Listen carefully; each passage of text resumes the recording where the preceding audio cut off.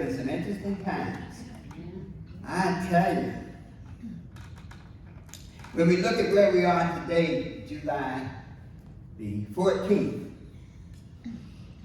the second Sunday of the seventh month. You know, I'm really loving this way because every time I say it, I'm like, man, number one, where did the rest of the year go? But being grateful that we have so much left. So those of you online, this is a special day for you, and I want you to tune in and take notes.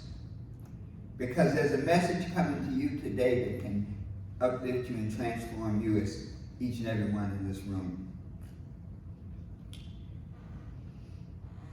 Our musicians, our singers, I think you set the stage. I can feel it. You had a special little tinkle there. And it prepares us for, you know, the message and the movement. We have visitors today. Let's see, any visitors we have? Anyone here for the first time? Yes, stand up so we can see you. Yes. Yes. Yes. Tell us your name. Misty. Welcome. Misty? Woo! Let's give Misty a hand. Thank you. And any other visitors? Anybody else who feels like a visitor today? Yes. Anybody else who feels like a visitor can stand up and say, this is me. Just say your name. So it's okay. Anybody else who feels like a visitor want to announce yourself? Well, let's just do it. It is done. We thank you so much for being with us. And my special friend Pam, I tell you, when Pam comes to church, you know it's going to be church. Pam, thank you so much for being with us. You're always so present. You know, when Pam used to work for Congressman Mike McIntyre, she was his community liaison person. And without her, he would not have had a clue. So thank you for your service, Pam. We appreciate that. And we're looking forward to your singing, okay? Last Sunday, my daughter was here. I tell you, did y'all enjoy it? You know, she really felt it because, you know, kids are funny. You ask them to do stuff and do something, and they're like, I don't know, I came on vacation. But she was ready. Yes. And she enjoyed it so much. And I tell you, it was a part of her healing. I think it really, you all received her in such a beautiful way that it just lifted her up. We had some serious conversations about her career because I think she saw something different. She normally has a band, you know, and I always tell her, a big band. You think it was at Chicago with all the pieces. And I always kind of felt that the band kind of overshadowed her, you know, too many. But last Sunday, it was just her and the piano. Amen. And each of you. So give yourselves a hand because you made her feel so special. She is, yes. Our message for today is one that I really love because being a student of you is our topic. Be a student of you. And that's an interesting way of saying know thyself, isn't it? Knowing that we are spiritual beings having a human experience, it really gives another dimension to that whole thought. Dennis Prager had a beautiful quote. He said, the biggest battle in life is the battle with yourself. And I think so many of us, as we go through life, that battle with ourselves, declaring who we are and demanding that life treat us a certain kind of way. So the purpose of this topic is really, and all the topics we've been doing, our mantra for this year, for this church is soar in 2024. Let's say that together. Soar in 2024. And so each one of our lessons has been designed to help you soar, to give you some more tools, give you some more concepts, some more power to do what you have to do to make this your year. And when we say soar, that means you soar. You know, soaring, we are like eagles. You know, you never see a flock of eagles. Eagles always fly alone, and in a sense, as human beings, we fly alone in the sense that we know who we are. And that's why it's so important that we become students of ourselves. So we look at the 6 months that have passed, and we think about that, you know, we say, you know, I got to get busy. I got to make some things happen. Do you want more joy this year? Yes. That didn't sound like it. Do you want more joy this year? Yes. Do you want more happiness this year? Yes. Do you want more good health this year? Yes. Well, you say, oh yes. Do you want more abundance this year? Oh yes. Well, we can have it. You can have it. And so this idea of learning more about ourselves, of being a student of ourselves, is really saying that all the stuff that happens to us really depends on how we perceive it, how we interpret it, and how we respond to situations, circumstances, to people. So we have a great power to take whatever the world gives us and turn it around and make it work for us.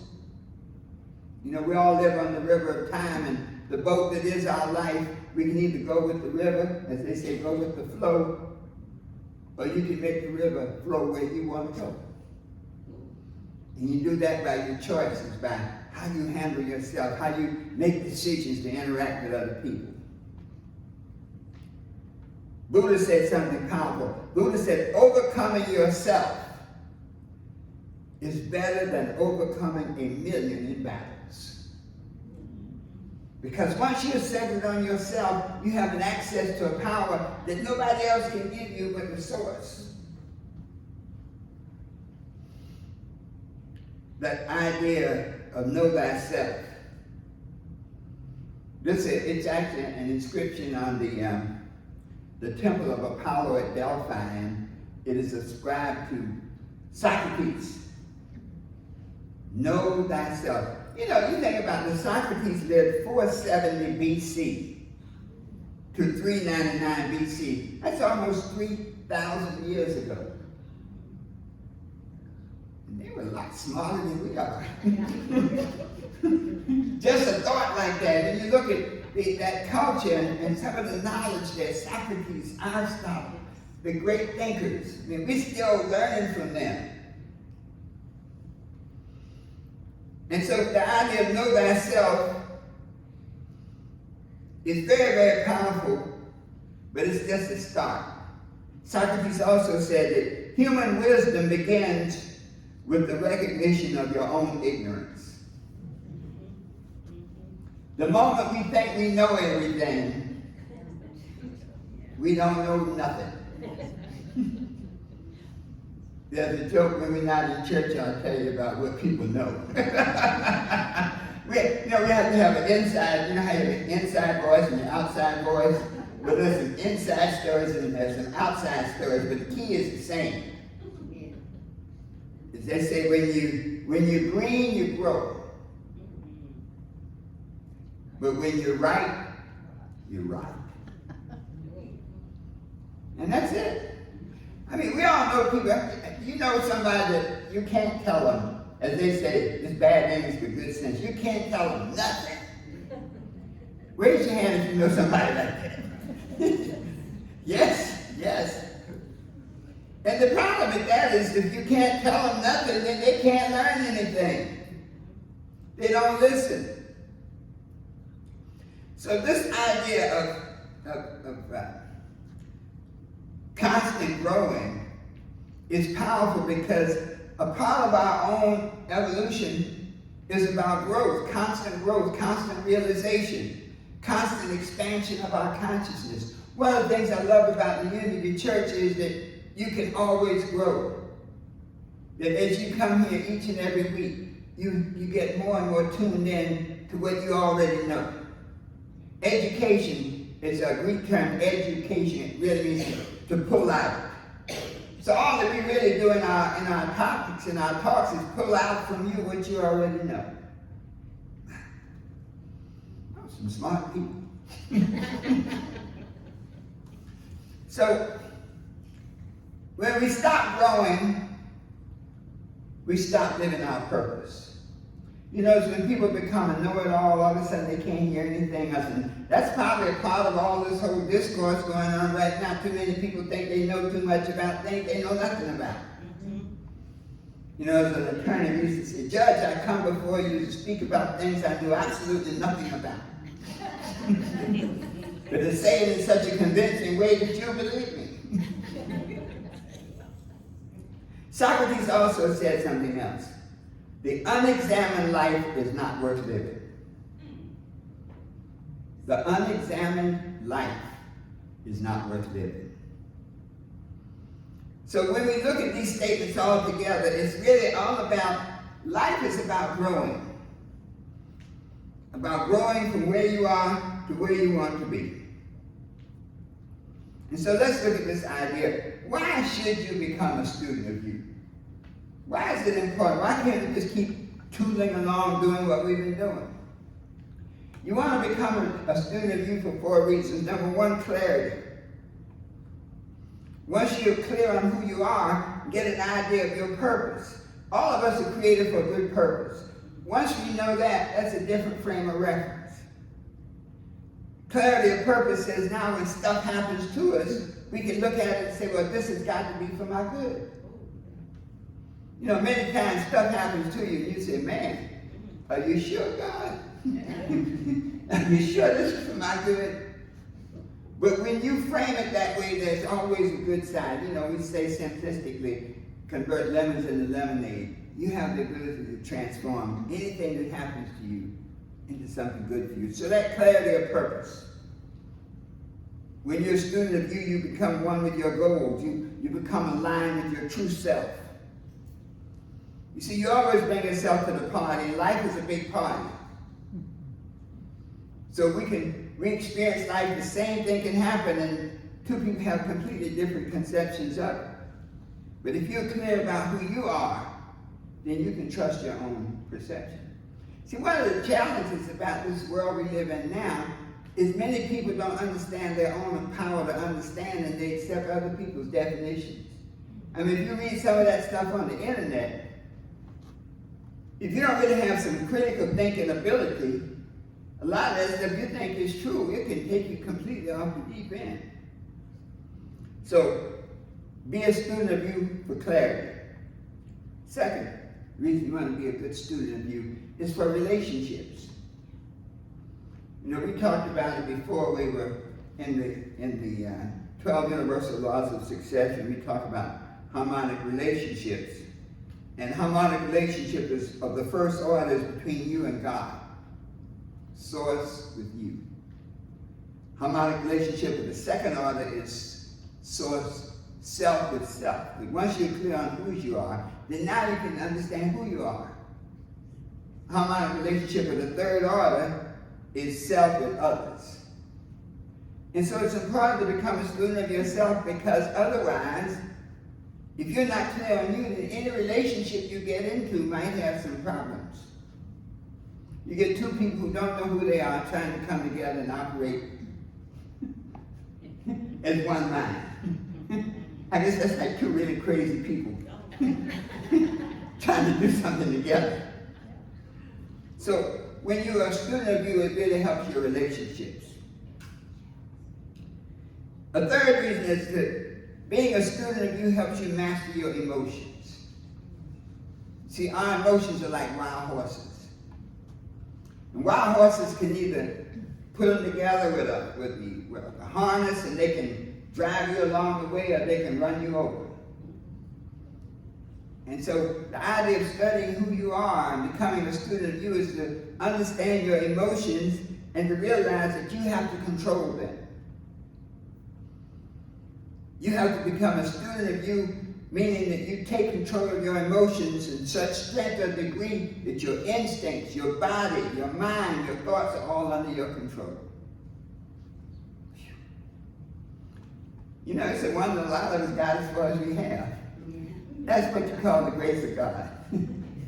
Let us say God takes care of fools and babies. Well, I ain't no baby. But God's been awfully good to me. And the fourth reason that you really want to be a student of yourself is that you need to have that authenticity of who you are. You see, over these next, say, 6 months of this year, and as a matter of fact, for the rest of your life, we're all going to be tested. We're all going to have disappointments, challenges, barriers. And when we know who we are, then we can handle it. We can deal with it. And that idea of that authenticity, the challenges you have in life bring out the challenger that you are. You can't have a testimony without a test. John Paul Getty used to say that, he had top CEOs in his organization. He said, I don't really care about those guys. He said, I want to deal with the man who has hit a rock, crashed and burned, and then rose again. And so these 4 reasons say why it is important to understand and be a student of you. But now the next challenge is so do we all agree that that's a good thing? Yes. Do we all agree? Yes. I love you all. I love this. You won't sleep in this church. Including me. So how do you do that? How do you become a student of yourself? Number one, to have a growth mindset. To always have that growth mindset. Pay attention. Life needs clues. Pay attention to how stuff happens and how you respond to it. Be still and know. So when I say, well, know what? We have these sayings that like, okay, the old fella man, he said, man, I'm going to hang out my shingle. I'm like, okay, what are you going to put on it? I don't know. Be still and know whose you are. And that's why this idea of being a student, know whose you are and who you are. When you be still and know, then whenever stuff happens, it's like the prodigal son. We talked about that last week. When you still and know that you are the child, the creation of an all-knowing God, then your circumstances don't bother you because you can always go to your source. That you're in that situation because of your thinking, that you can elevate you as the prodigal son said, I will arise. And I will change my thinking. So that's key. Have a growth mindset. Number 2, reflect regularly. Now this is powerful. You see, when you reflect regularly, that means that you are paying attention to what's going on in your life. You monitor your progress. You look at each day and see how you did. If you were slipping and sliding and gliding, then you get to the end of the day and you have a list of 10 things to do, and now you have 12 left. So how does that happen? Because sometimes when you don't take care of one thing, 2 other problems appear. Okay? So that idea of reflect regularly, like monitor your journey, monitor your life on a daily basis. Be honest with yourself. Now when you start self-study, it's hard to lie to yourself. But we try. We try to lie to ourselves and make excuses. When you're honest with yourself, when you say, okay, whatever it is, that's what it is, and I'm responsible for it. If I'm in a bad relationship, that's what it is, I can leave. Now, let me think about leaving. If I stay here, that's my choice. Observe patterns. Observe patterns. You ever notice how some people are always late? I don't care what it is. It can be a wedding. It could even be a funeral. Yeah. Hopefully not to their own. Everybody's there, where's the guy? But the idea is, look at some of the patterns in your life. Patterns reveal habits of the future. So if you're always late, sometimes you ever see people who go serial lovers. Let me back, that sounds kind of bad. But I mean, there are people who go from relationship to relationship. They go, oh man, I'm in love with this person, they're an incredible person. Great, how's it going? Oh, I hate that person. Well, wait, I just got another person, he's loving. Serious. Patterns. Because patterns become habits. Practice journaling. When you start self-study, it's important to keep records. I didn't used to be a fan of journaling, but I became a fan of journaling because when I read over some of the things I wrote, I was surprised. Any of you journalists? And when you write stuff and you go back and you look at it, you go like, wow, I did that. So journaling will help you on that journey to yourself. The third key, embrace challenges. When stuff happens to you, that's part of the process. Anybody that has not had challenges, problems, stuff happening to them, probably not doing anything. Even those who just sit on the porch, the sun will burn them. They gotta have at least enough gumption to get out of the sun. But when you embrace challenges, challenges bring out the best of you. And so each and every one of us here, I know that many of us right now facing some challenges. And don't be bent out of shape. Know that the challenge is there to make you stronger, to help you grow through it. And then finally, when you start talking about being a student of you have to have a learning plan. You just can't make that decision. You know, it's almost like if you decide you want to go back to school and get a degree, they give you a syllabus and the stuff you have to study, the courses. Well, when you're working on yourself, you have to do the same thing. You have to lay out a learning plan for your growth. And the first key is to master time. When you take time under control, then all other things can happen. So these key things, these key elements, will help you become a better student of you. After you master time, after you realize that you must be goal-oriented, after you realize that you have to have a daily routine. I know I'm throwing a lot out to you today, but I'm going to give you all the pieces. You may have to listen to this again.